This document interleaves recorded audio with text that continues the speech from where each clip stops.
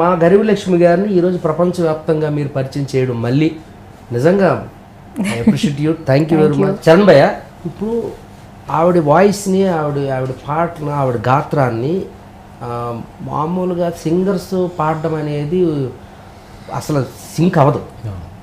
ఎందుకంటే గరివి లక్ష్మి గారి వాయిసే అలాంటి వాయిస్ మళ్ళీ ఆ పాటని ఇంకొకరు పాడారంటే వినబుద్ధి కాదు, ఫస్ట్ ఒప్పుకోరు, ప్రేక్షకులు ఒప్పుకోరు. ఎందుకంటే ఆవిడ వాయిస్కి అలవాటు పడిపోయాం మేమందరం. ఇప్పుడు ఇన్ని పాటలు పాడించింది ఎవరితో? అనన్య భట్ గారు కదా.